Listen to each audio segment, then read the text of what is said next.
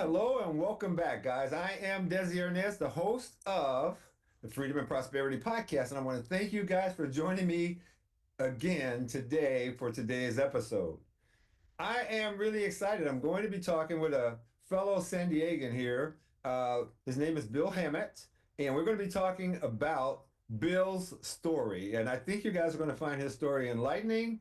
Hopefully, it's encouraging and inspiring for you. That's what I'm hoping that you'll get out of this. Bill's a very good guy. He is the president and founder, is the word I could use, Yeah. of Hammett Health Insurance Services. That you guys provide health insurance service. Well, you know what? You mentioned something, Bill. You said that you have healthcare literacy. And to me, that was a new term. I hadn't heard that term. Hmm. So can we start there where you kind Sure. of give me a little bit of a definition of what you mean by healthcare literacy? Yeah, I mean, we our office we have since 2007 worked with employers of all sizes to bring them medical, dental, vision, life, disability insurance products as a broker. We're independent. We represent all the major names, and through the course of all these years, we're just seeing so many employees not quite understanding their benefits, Hmm. making poor choices as a result of it. We've tried many different things with open enrollment meetings and different resources to help. And here in 2025, we just made the decision to completely double down because the fact is 77% of Americans can't correctly define what a deductible is, what coinsurance is. People who have low healthcare literacy are four times more likely to have poor health and be hospitalized more. And so we felt like since we can't really control the rates and the benefits, these are set at a very high level and there's state regulations. We felt there was one way we could impact the lives of both employers and employees by helping them understand what they're buying, helping them Hmm. understand the terminology, Hmm. walking them through the process, and then providing them the resources that they need when it inevitably goes wrong because of the healthcare system is so difficult to navigate. Boy, is it ever. It is difficult to navigate. And then insurances in general are complex. You know what Right. I mean? The contracts, Absolutely. Absolutely. just understanding what you get and what's covered and what's not covered. So that's what you mean by healthcare literacy. Yeah, and there's an old saying that says, with insurance contracts, the big print giveth, the fine print taketh away. And you're in the business, so you know it. Oh yeah. Oh yeah. Oh boy. How long have you been in this space? Man, you know what? I like to say I grew up in it. My mom and dad were both insurance professionals. I knew what the acronym COBRA meant when I was 15 years old. I always knew I'd be in the insurance business. Yeah. Started in 2002 with Blue Shield of California in the San Diego sales office. Moved on to my dad's insurance agency for a couple of years, and then just wanted to break out on my own and do it on my own. So in 2007, with the help of some great people, we were able to start Hammett Health and begin serving the employers of California. Yeah. So that's one step towards that freedom you're looking for, right? That's right. That's With right. freedom and prosperity. That's That's what right. this podcast is about. Now, That's you're a right. San Diegan, right? Yeah. Were you born and raised here? Born and raised in San Diego, up in the Carlsbad area. Okay. Ended up moving around, going to Pennsylvania for the last part of high school, 1 year in Ohio for college, and then back. So all Okay. but 4 years of my life in San Diego. Okay. Well, I noticed that you have an affiliation also with SDSU. That's right. The Aztecs. I'm a former football player for San Diego State. Played for Ted Toner in the late '90s, early 2000s, Okay. and I'm still very, very much involved with the program. Was at an event last night with a lot of the people from San Diego State, the head coach Sean Lewis and athletic director JD Wicker. So we were supporting San Diego State, which I like to do as much as possible. Yeah, that's beautiful. Yeah. Those kids need some support, Yeah. and some help. I I saw too that you're a part of the Aztec Link, right? Yeah. And I like what it says there on your LinkedIn page. It says you're trying to connect fans with brands. Is that right? That's right. Yeah. And NIL is a new space. And for those that aren't familiar, name, image, and likeness. This is the the federal law that passed in, I believe, 2021 that allows for student athletes to be paid for their name, image, and likeness. Ooh. So now these young men and women at these schools are able to make a couple of the dollars of the billions that are being passed around through all these events. Some of these guys are making some money, and a lot of the headlines are with the guys making seven figures and all that. But the truth is, there's a lot of young men and women that are making, $500 at a time, $1,000 at a time. They're able to help out mom and dad back home, Mm-hmm. help themselves out to a better meal, not have to go to Sure. fast food. So it is improving the lives of student athletes across the country. Man, that's a great thing. I didn't even know that that had become a thing. Oh man, it is a thing, brother. It is a major thing, and it is the first thing that anybody that talks about around college athletics. So it's some people do not like it at all, and I think most people don't like what it's done to college football, or college sports in general, basketball and football specifically. Mm-hmm. But you know what? It's here to stay, man. It doesn't matter if you like it, love it, or hate it. It is. Yeah. Well, these athletes, they're wonderful athletes, and they are, as you said, generating a ton of cash, Hmm. and they get none of the financial benefit. I think it makes sense that they have at least an opportunity to Sure. participate in that. And so that's what you guys do with the Aztec Link. Correct. That's a Yes. nice thing. It is good. It's great to meet, people in San Diego. There's a lot of businesses, a lot of people in this community that love San Diego State. I believe the number is 60% of the living alumni from San Diego State live in the county of San Diego. So it is really Wow. nice to be able to connect some of those brands with the athletes, and there's some big name brands such as Blenders with the sunglasses. They've done Yeah. Chase over at Blenders has done amazing stuff for these athletes, both basketball and football players, and lots of other companies have gotten involved as well. Ah, that's fantastic. That's fantastic. And you said you played football. Do you have kids? I do have kids. That is who I am as a man on this earth, as a father.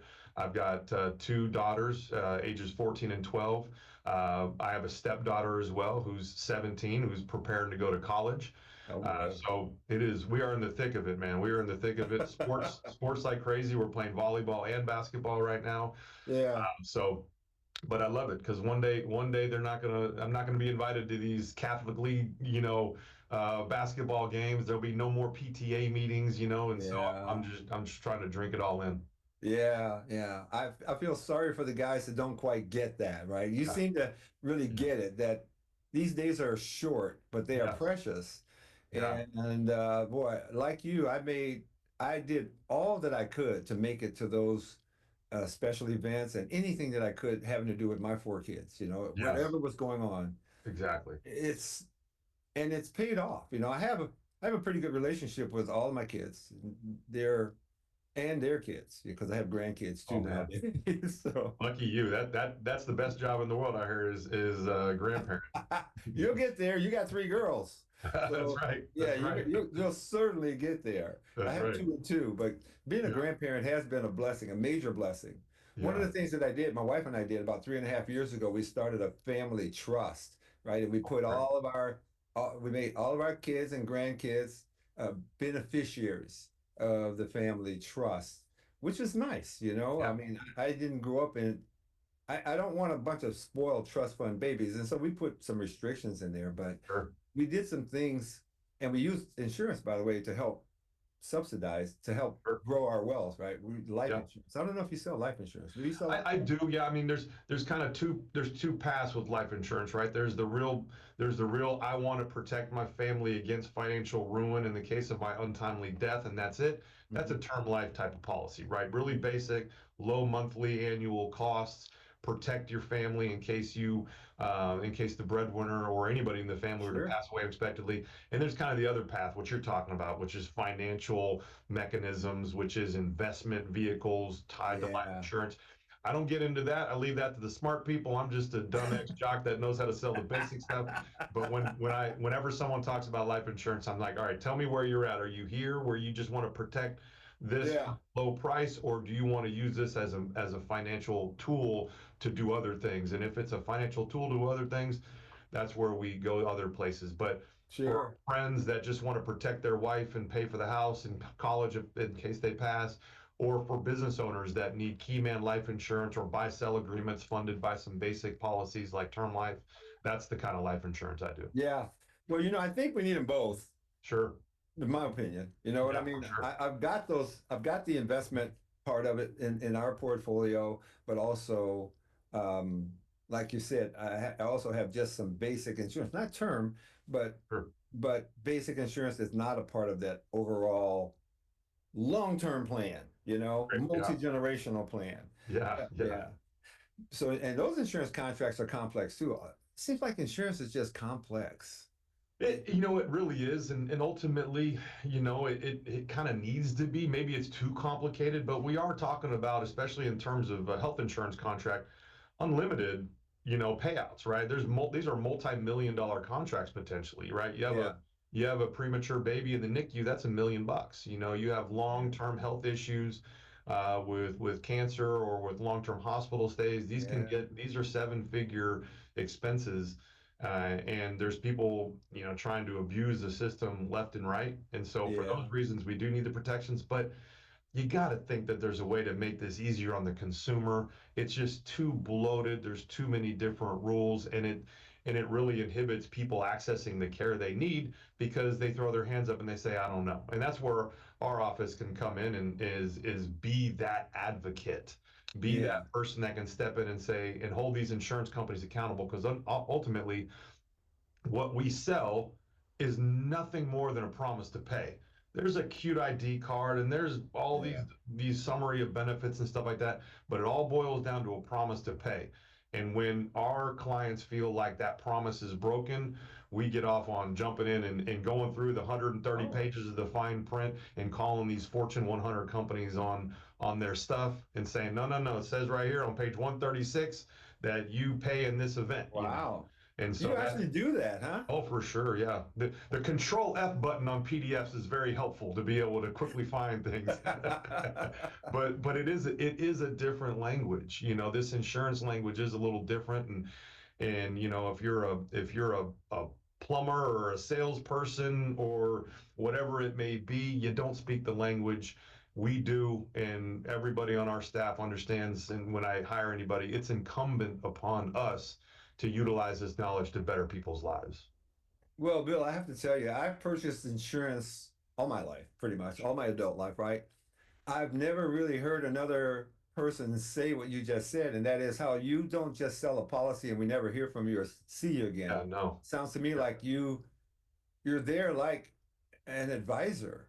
You know what I mean? absolutely. Yeah, I mean, that is what we ultimately are with a lot of my clients. They call me for things that are outside of what we do, just because they know they can count on me for, if I don't know, you know what I say? I don't know, but I'll find the answer. Yes. I always say I don't have every answer, but I know where to find every answer. And so Yeah. And Yeah. so being a trusted advisor is what, those of us in the insurance space want to be because these are long-term relationships. We're not churning through stuff here. We have clients that we've had for 20 years, Wow. so that's important to do right by them because they're counting on us for that. Well, as a second generation insurance guy, second or third? You second, right? Second generation, yeah. Second generation insurance guy, you learned something obviously from your parents as well. So that's really good. And I like that. And I'll just tell you right here on air, I want to talk with you because I'm looking at doing something for one of my companies. Oh, great. Yeah. So, We'd love to help. Yeah, it's a complicated process, but our tagline with Hammett Health is insurance simplified. I grew up in this business. I understand it like better than I understand anything else, and I yeah, really love trying to make the complicated simple. And you do that by breaking it into many steps. yeah, Understanding what are you trying to accomplish. Some employers are trying to comply with Obamacare. Okay, fine. That's a different strategy than an employer who's got a more paternalistic view of the insurance product and views it as part of the compensation package and wants to make sure that the health of their employees is taken care of Sure. because healthier employees are happier, happier employees are more productive. So it is a good thing for everybody involved. Yeah. No, I like it. I like the way you think, Yeah, just in general. thank you. I can tell by some of the things that you said before we started the podcast and during this podcast that our minds are very much in alignment on a lot of things. Yeah, Yeah. yeah. So, besides insurance, what else? What's your story?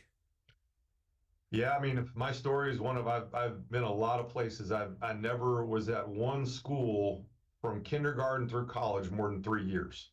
So there's a lot of Wow. moving around inside San Diego from a private school to a public school, from public school to different high school, and then, with divorce and with families moving around, I wound up back in Pittsburgh, Pennsylvania, going into my 10th grade year of high school, which for a young boy, a young 14, 15-year-old boy, that might be the worst time to change Yeah. schools.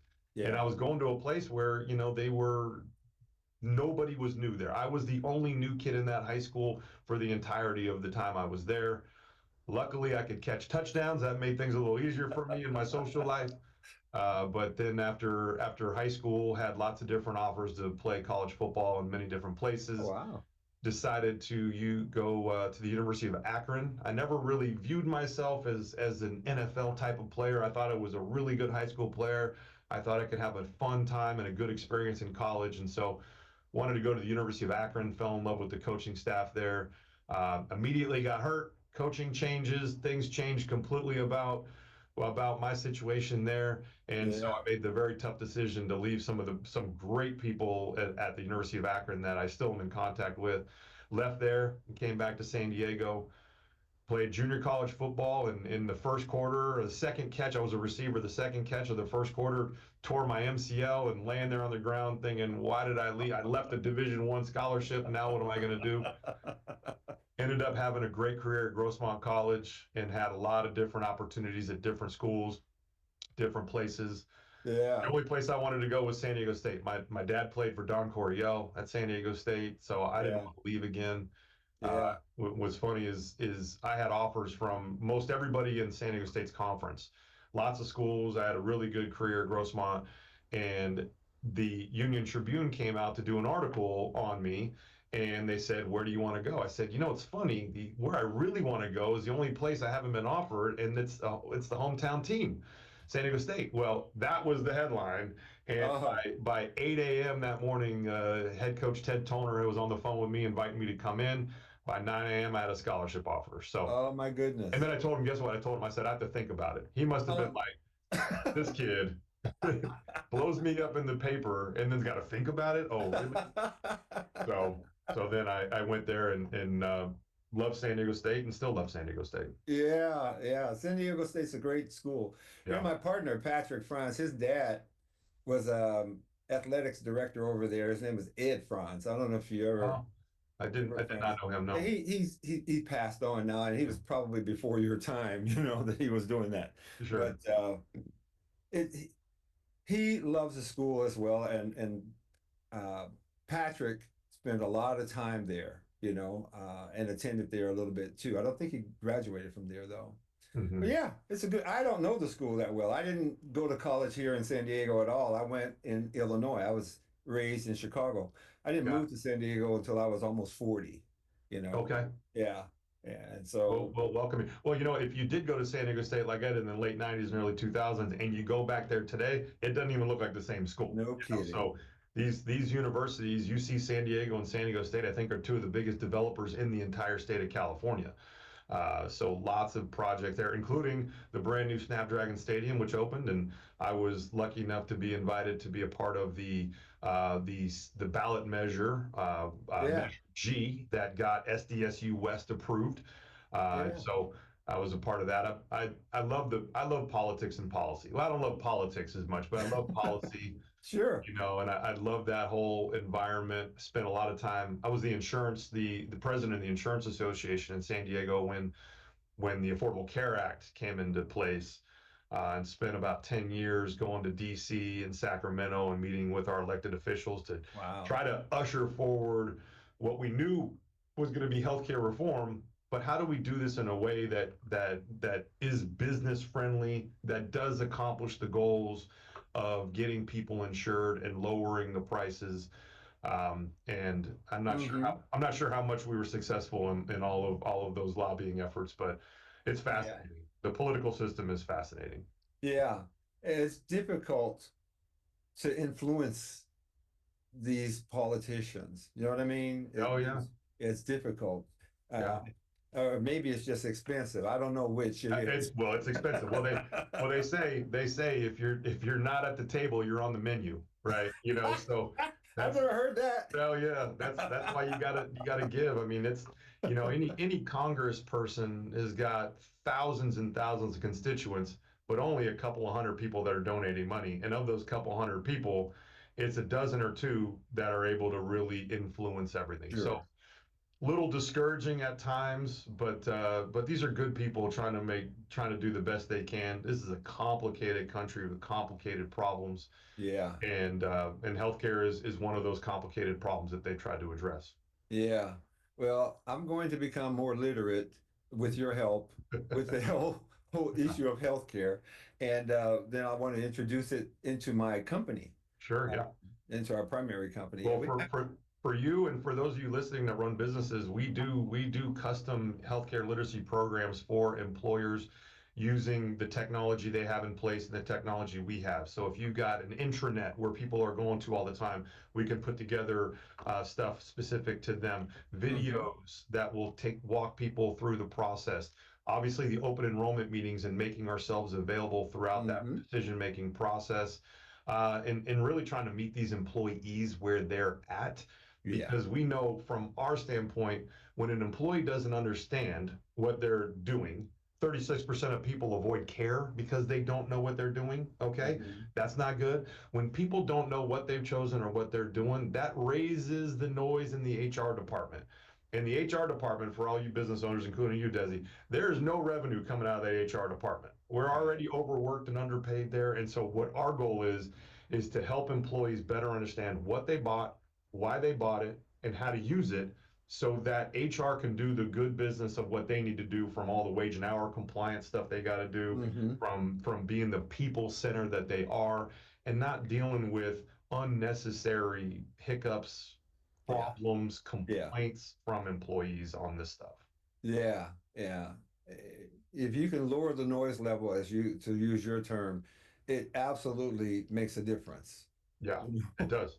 It throughout is the entire it is organization. it is saving time and money. Yeah. Any insurance broker that says, "Hey, I can save you money on your insurance product," that's a red flag because they don't even know what you got. And maybe you have the right product in place, but the wrong representation. Maybe you Sure. got the right plan with Anthem or Kaiser, but you need a more invested insurance broker team that will help be the advocate when the problem happens and train your employees so they understand what they're purchasing.